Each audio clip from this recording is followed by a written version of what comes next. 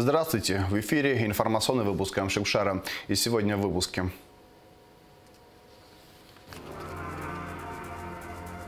Дорога молодым. В Абхазском государственном университете прошла научная конференция, посвященная 80-летию со дня рождения Юрия Воронова. Только правда. Члены инициативной группы за принятие 20-й статьи Конвенции ООН обсудили с членами правительства реализацию антикоррупционного закона. В 3 раза больше. С начала года в Ритинском парке реализовано билетов на сумму до 70 миллионов рублей. Премьер-министр Александр Анкваб представил на рассмотрение президента Аслана Абжаня проект закона о внесении изменений в уголовные и уголовно-процессуальные кодексы, направленные на усиление мер уголовной ответственности за незаконные приобретения, передачу, сбыт, хранение, перевозку или ношение оружия, боеприпасов, взрывчатых веществ и взрывных устройств. Представленный премьер-министром проект закона также предполагает запретить применение условного осуждения за незаконный оборот оружия. Вопросом введения дополнительных ограничительных мер в связи с ростом заболевания новой коронавирусной инфекцией и организации лечения больных было посвящено совещание, проведенное премьер-министром республики Александром Анкваб с участием вице-премьера, министра финансов Владимира Дылба, министра здравоохранения Эдуарда Будба, главного санитарного врача Абхазии Людмилы Скорик и главного санитарного врача столицы Аллы Беляевой. Руководство СЭС отметило ощутимый рост числа заболевших и настаивает на введении дополнительных ограничительных мер во избежание резкого осложнения ситуации с COVID-19. Осложнение эпидобстановки, тенденция к росту общей заболеваемости коронавирусной инфекцией и тяжелых форм ее течения подтверждает и Минздрав. По информации министра здравоохранения Эдуарда Будба, растет число стационарных больных. Как сообщил вице-премьер, министр финансов Владимир Дылба, в настоящее время наметилась тенденция к ощутимому росту бюджетных расходов на организацию мероприятий по борьбе с COVID-19, в том числе на приобретение дорогостоящих препаратов и расходных материалов. Так, если в 2020 году общая сумма бюджетных расходов на эти цели составила 260 миллионов рублей, то за 5 месяцев текущего года расходы уже составили 144,5 миллиона рублей. Министерство финансов продолжает осуществлять дополнительные выплаты медработникам, занятым в ковид-центрах. По состоянию на май 2021 года сумма выплат с января месяца составила 45 миллионов рублей. Владимир Дылба также подчеркнул рост расходов на приобретение таких лекарственных средств, как Артлегия, с начала года 19,1 миллиона рублей, и Актемра с начала года 1,3 миллиона рублей. Вице-премьер, министр финансов сообщил, что финансирование мер по борьбе с коронавирусной инфекцией является по-прежнему приоритетным. В пятницу, 25 мая, после посещения Гудаутского ковид-госпиталя, министру здравоохранения поручено провести заседание оперативного штаба по борьбе с коронавирусной инфекцией и выработать соответствующие предложения с учетом текущей обстановки и возможного ее развития. Премьер-министр Александр Анкваб получил первый компонент российской вакцины «Спутник Ви» от новой коронавирусной инфекции, сообщает пресс-служба правительства. С начала открытия пунктов вакцинации члены Кабинета министров поэтапно проходят вакцинацию. Некоторые уже получили и второй компонент препарата. Среди прошедших вакцинацию также министр обороны Владимир Ануа, министр юстиции Анри Барцици, министр культуры Гудиса Агерба. В Москве с 22 по 24 июня прошла международная конференция по безопасности. В ней приняла участие делегация из Абхазии во главе с министром обороны Владимиром Ануа. В ходе форума традиционно обсуждаются наиболее актуальные проблемы и тенденции в сфере международной военной политики. В программу конференции включены актуальные вопросы современной повестки глобальной и региональной безопасности, в решении которых ключевая роль принадлежит оборонным ведомствам. Отдельные пленарные заседания традиционно посвящены обмену мнениями по вопросам современных военных угроз, включая совершенствование системы контроля над вооружениями. Более 100 государств заявляют свое желание быть объединенными и в один голос не возобновить какие-то военные действия в мировом масштабе. Пользуясь случаем, я хотел бы поблагодарить министра обороны Российской Федерации генерала армии Сергея Кужетовича Шойгу за приглашение. По результатам первого экзамена по биологии для поступающих в Ярославский государственный медицинский университет на факультет лечебное дело с дальнейшей специализацией врач медицины катастроф ни один из абитуриентов не смог получить проходного балла. Экзамены проходили на базе Абхазского государственного университета. Чтобы освоить существующие квоты, министром ПЧС Абхазии и ректором АГУ было принято решение направить в Ярославский медуниверситет студентов биохимического факультета АГУ, показывающие отличные результаты в учебе. По словам главы спасательного ведомства Льва Квициня, крайне важно направлять на обучение в зарубежные вузы ребят с соответствующим уровнем подготовки. В противном случае ставится под сомнение репутация как самого ведомства, делегировавшего того или иного абитуриента, так и страны в целом. Таким образом, студентами Ярославского медицинского университета становятся трое наших соотечественников. Причем один из них является потомком абхазских репатриантов из Сирийской Арабской Республики. Напомним, что соответствующее соглашение между Ярославским медицинским университетом и МЧС Абхазии было подписано в мае этого года. «Молодым везде у нас дорога». Конференция под таким девизом прошла на историческом факультете АГУ. Тема научного форума «От древности до современности». Конференция посвящена 80-летию со дня рождения выдающегося ученого-кавказоведа, известного общественно-политического деятеля Абхазии Юрия Воронова.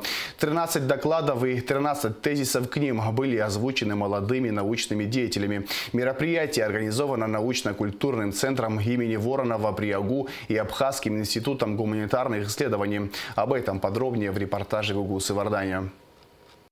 «Молодым везде у нас дорога». Научная конференция в Абхазском государственном университете прошла именно под этим девизом. И не случайно. 13 молодых ученых, 13 интересных докладов и 13 тезисов к ним были озвучены в рамках всей программы. Важно, что мероприятие посвящено 80-летию известного абхазского и советского археолога, кавказоведа Юрия Воронова. Поэтому наряду с молодыми учеными в работе конференции участвуют друзья и коллеги Юрия Николаевича, по совместительству и организаторы мероприятия. Эта конференция проводится под девизом «Молодым везде у нас дорога». И поэтому в ней принимают участие только молодые, талантливые, перспективные ученые нашей республики. Я думаю, из них сложится в будущем недалеком наша научно-историческая элита. Перед началом конференции собравшиеся смогли увидеть фотографии Юрия Николаевича Воронова вместе с коллегами во время археологических работ. Далее все перешли к докладам. Первый из них касался Абхазии в контексте евразийских памятников верхнего палеолита. Молодые ученые также провели некоторые параллели между абхазами и хетами на примере космологического древа. Рассказали об охране памятников археологии, истории археологического исследования Великой Абхазской стены и о многом другом. Один из материалов касался возрождения и становления Сухума как портового города в первой половине XIX века. В моем докладе раскрывается в первую очередь развитие Сухума как города, который вступил в состав Российской империи. Когда после штурма 1810 года Сухум находился в полуразрушенном состоянии, была разрушена крепость, и все, конечно же, здесь господствовала малярия, болезни, и умирало большое количество людей. Сухум фактически был непригоден для жизни. По словам организаторов научно-культурного центра имени Воронова при АГУ и АБГИ, конференция с участием молодых ученых была запланирована давно. За время существования центра его специалистами было проведено немало интересных встреч, дискуссий, школьных конкурсов. А в этом году решили провести научное мероприятие, посвященное молодежи, будущему. И это не случайно. У нас очень сложная ситуация по историческим наукам. Если вот захотите собрать археологов и историков Абхазии, то за небольшим круглым столом человек, ну я сейчас не могу считать, но до 10 это вряд ли. Представляете, был момент, когда археологи Абхазии до войны, когда все живы были, мы могли 4-томник археологии Абхазии написать. И даже уже проект был.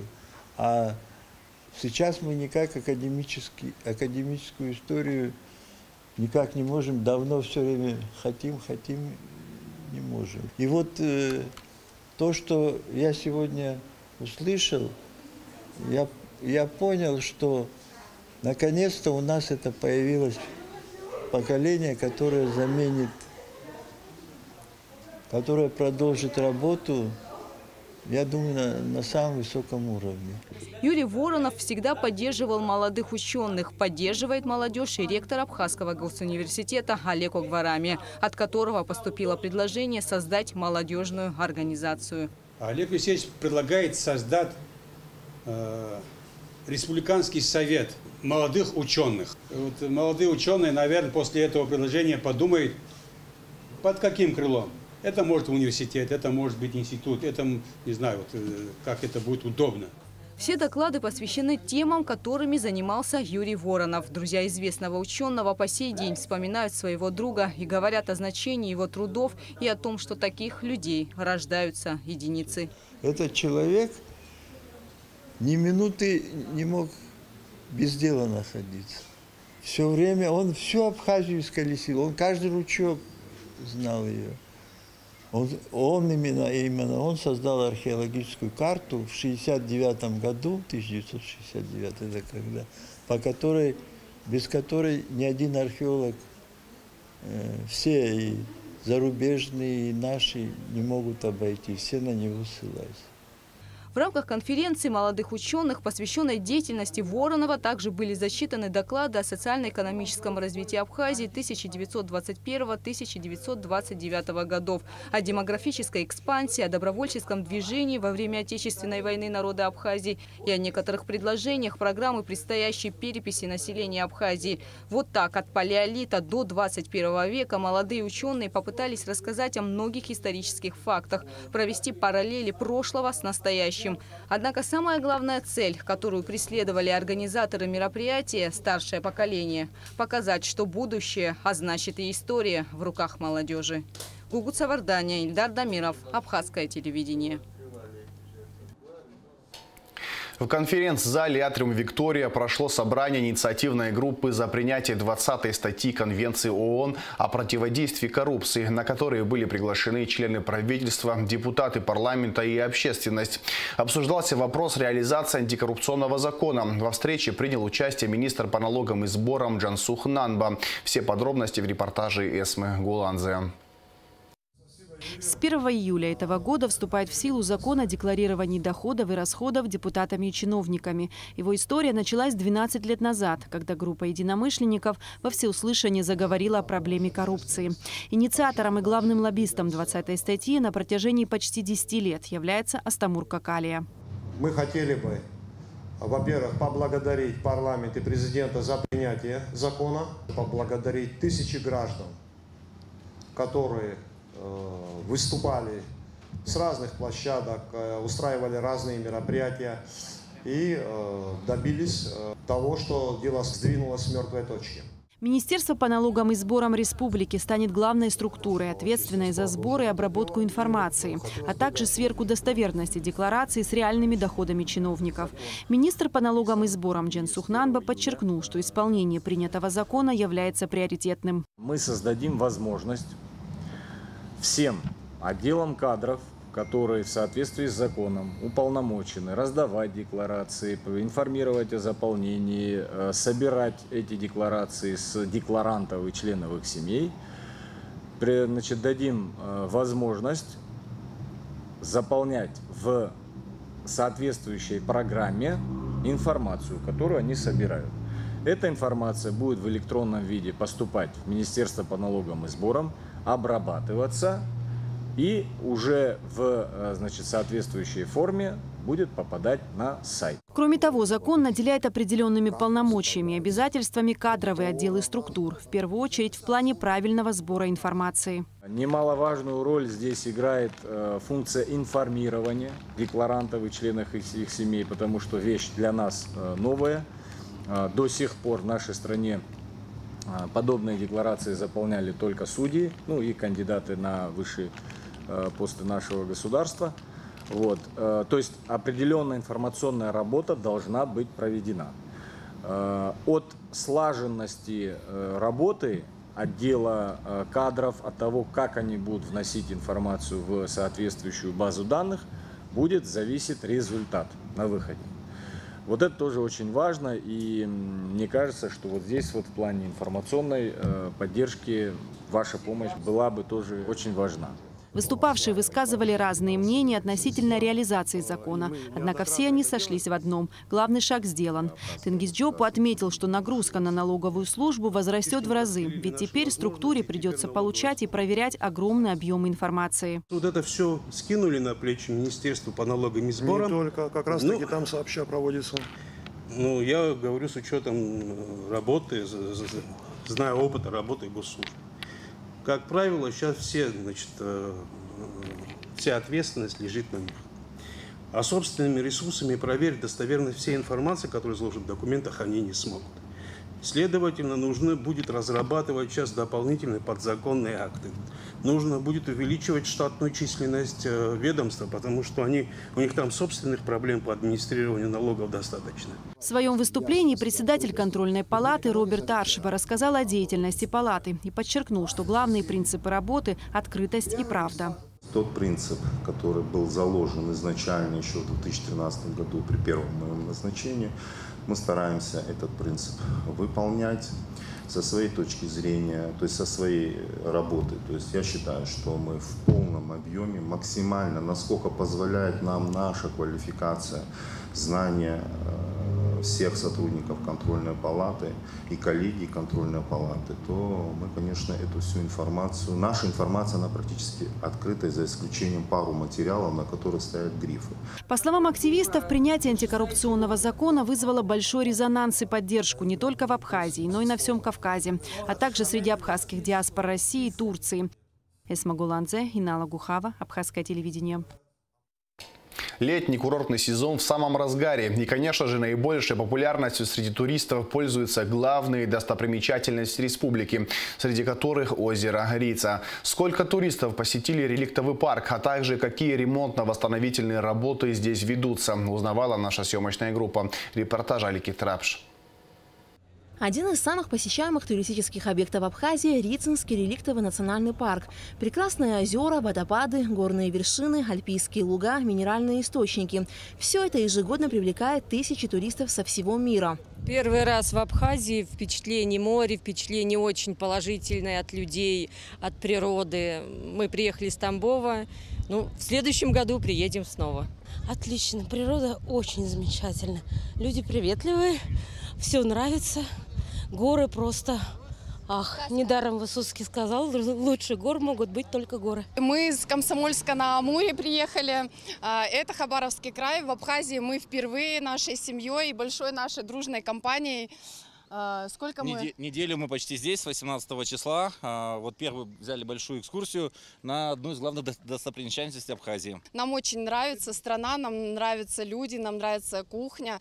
Все очень доброжелательные. Даже полиция подвозила нас как-то. Да. С начала текущего года по 23 июня в Рицинском парке реализовано 200 тысяч билетов на сумму до 70 миллионов рублей. По сравнению с аналогичным периодом 2019 года это почти в 3 раза больше. Практически круглый год в парке ведутся работы по его благоустройству. В начале мая мы приступили к ремонту автодороги, ведущей к озеру Рица. И она была завершена, эта работа, в конце мая. Дорога приведена в порядок, обстрижена она вся. Все бордюры отмыты. Это касается до озера Рица. Теперь ремонтируется и от озера Рица до пансионата Аватхара. Отсыпается дорога, дела идут к завершению. Еще в мае выше озера Рица в горной местности Ауатхары произошел крупный сход сели. В результате была перекрыта дорога, ведущая на альпийские луга, которые пользуются большой популярностью среди туристов и местных жителей. Кроме того, был перекрыт путь к так называемой студенческой поляне и погранзаставе. Сотрудники Рицинского парка с начала июня с привлечением спецтехники приступили к расчистке завалов. Затем дорогу пришлось расширять. За работу нанятой спецтехники пришлось заплатить порядка 1,5 миллиона рублей. И спустя 20 дней с момента начала работ дорогу открыли для проезда. После того, как открыли мы дорогу, мы всегда думали, что там 300 метров. Но после открытия этой дороги мы за 300 перевалили. Где-то 350 метров, это которой была расчищена дорога от сели, от бурелома и от покрова снега, которого долгое время никак не мог растаять. Примерно в 500 метрах от дороги, где сошла сель, находится один из главных мостов, по которому можно проехать на Альпийские луга. Мост нуждается в ремонте. Деревянное покрытие этого моста меняли 5 лет назад. И ежедневно большое количество автомобилей проезжают по нему. И, конечно же, доски обветшали. Уже совсем скоро сотрудники Рицинского реликтового национального парка приступят к замене покрытия моста. Пока будут вестись ремонтные работы на мосту, чтобы не перекрывать проезд к Альпийским лугам, автомобилистов перенаправят по объездной дороге прямо через речку. Там только могут проезжать машины, это внедорожники, полноприводные машины, грузовые машины. Только так. А туристы, которые будут ездить на маленьких машинах, вот, у них будет дорога открыта до второго источника, который также могут увидеть. Естественно, каждый хочет попасть на Альпику. Мост у нас в угрожающем состоянии. Мы его частично залатали. Вот, и я думаю, пока можно будет до ремонта пускать. Вот мы пускаем, контролируют инспектора лесного хозяйства, которые посменно находятся здесь. В этом году пансионат Ауатхара открыл свои двери для посетителей 3 июня. К этому времени здесь успели отдохнуть порядка 100 человек. Пансионат Ауатхара – излюбленное место не только туристов, но и местных жителей. В среднем здесь за сезон отдыхают до 1500 человек. Уже через 2 дня пансионат будет заполнен на 100%. В первом корпусе пансионата 10 гостевых двухэтажных домиков, каждый вместимостью до 5 человек. Во втором корпусе 2 пятиэтажных дома, один жилой, другой еще достраивается. В этом году руководство пансионата во всех 5-местных домиках практически на 90% обновило инвентарь. Сутки в 5-местном доме обходятся в 3000 рублей. До конца лета все домики забронированы. В основном здесь отдыхают местные жители, но бывают и туристы. Семья Долгих впервые приехала на отдых в Абхазию из Туапсе. Просто шикарно, просто. Мы так устали от города, от суеты. А здесь, во-первых, не можем надышаться воздухом. Во-вторых, родниковой водой. Это что-то, это обязательно нужно попробовать. Это надо. И отдыхаем эмоционально. Выходишь утром с чашечкой кофе, смотришь на горы, на лес, все забывается, все уходит на второй план. Так что шикарно. Отдыхать просто шикарно. Несмотря на разгар турсезона, в пансионате продолжаются работы по его благоустройству для более комфортного отдыха и пребывания гостей. Человек приехал на отдых, да, ну вот, это горы. Бывает 2-3 дня, как бы, и идут дожди. Мы как бы планируем построить одну такую пикниковую зону, как бы желающие могли бы там отдохнуть и в дождь, и оставить там маленький телевизор, и чтобы люди отдыхали. На территории Рицинского реликтового национального парка, безусловно, основными объектами посещения туристов являются озеро Рица, Голубое озеро, горные водопады, Ауатхара, перевал Пыв, озеро Мзым. Но совсем скоро откроется и новый маршрут. 8 новых пикниковых мест для наших граждан открыто по всему ущелью на территории парка. Более того, буквально через дней 10-15 мы открываем новый маршрут. Он сложный, но очень интересный. Есть такой спрос через 47-й километр. В этот маршрут надо вкладывать порядка 8 часов в пешем порядке и выход на Кучбаяштинское лесничество. Это очень скоро в информационном блоке появится. И мы думаем, что это будет большой спрос иметь. Как видно, туристов на Рице много. Однако красоты национального парка привлекают и нелегальных гидов в поисках заработка, которые даже пытаются организовать мероприятия на территории заповедника без согласования с руководством РРНП. Например, 14 июня в соцсети Instagram появилась рекламная публикация гида авторских туров в Абхазию Евгении Чупровой о планируемой вечеринке с элементами светомузыкального представления в ночь с 25 по 26 июня у высокогорного озера Малая Рица. А посвятить вечеринку собирались горным и лесным духом. Эта новость вызвала широкий резонанс в нашем обществе. Директор Ризинского реликтового национального парка Адамур Багатели рассказал, что подобные мероприятия на территории парка запрещены и контролируются инспекторами по охране природы. В связи с этим данное мероприятие проводиться не будет, а с недобросовестным гидом была проведена разъяснительная беседа. Аля Катрапш, Алексея Гухава, Абхазское телевидение. Подопечному благотворительного фонда «Доброе дело» Ираклию Габлая в Москве успешно проведена сложнейшая операция на тазобедренной кости. 1,5 года назад Ираклий попал в ДТП, получил множественные травмы. С 2011 года он работал в МВД Абхазии на различных должностях, в том числе оперуполномоченным уголовного розыска транспортной милиции. До этого более 10 лет служил в Минобороны Абхазии. Как рассказал в интервью нашей программе директор благотворительного фонда «Доброе дело» Энрик Кортава, операция обошлась в 820 тысяч рублей. Связались с клиникой, нам дали добро, прислали сумму, которую мы должны будем оплатить. И начали сбор с аквафона, мобайл, смс-ками. Начали сбор и обращаться к своим, кто может, по телевидению, в Facebook, в Инстаграме, все выложили. Активно стали собирать люди деньги. Президент помог, наш глава государства. Спасибо ему огромное. Помогли МВД. Все, кому донесли, нормально люди, все откликнулись, все помогли нам. И очень успешно, но не это за один день, конечно, такую сумму не смогли собрать. Где-то месяца 1,5 продлилось. Собрали, выехали, сделали успешную операцию. Где-то до 820 тысяч обошлось все вместе с переездом. Просто кого посылали сейчас, может, немного детей, человек взрослых, там человек 6, а маленьких детишек 12. Все приехали, все прекрасно у нас находятся, все здоровые, бегают. Концертом классической музыки в Пицунском храме завершились гастроли в Абхазии Башкирского театра оперы и балета.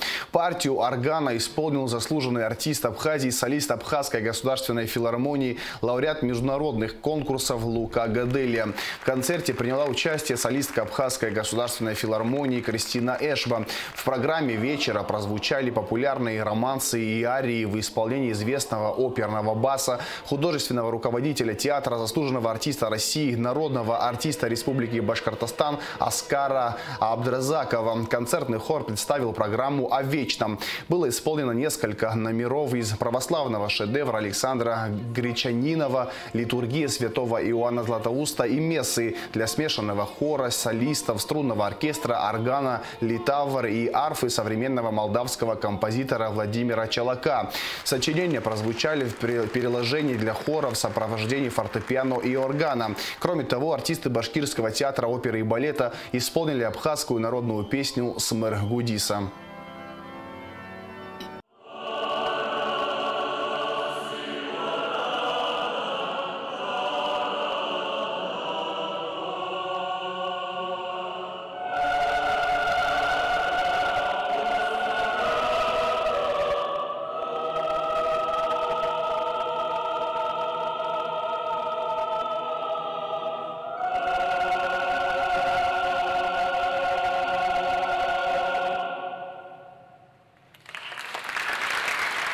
В этом зале, в прекрасном волшебном зале, энергетика очень такая, знаете, благодатная, поскольку в этом зале невозможно не петь, ведь поет душа, поет откровение, поет сердца, поют. Поэтому с большой благодарностью к Абхазии уезжаем отсюда просто, знаете, наполнены этим прекрасным воздухом, этим прекрасным концертом. Потому что действительно концерт состоялся, и это исторический момент. И это, я думаю, станет хорошей, доброй традицией, когда наши народы будут объединяться, дружить и ездить друг к другу в гости. И в завершении выпуска о погоде.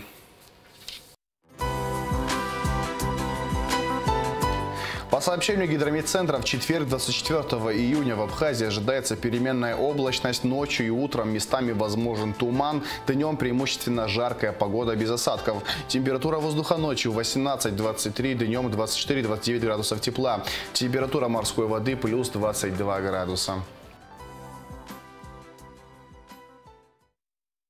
На этом информационный выпуск Амшипшара подошел к концу. Всего хорошего. До свидания.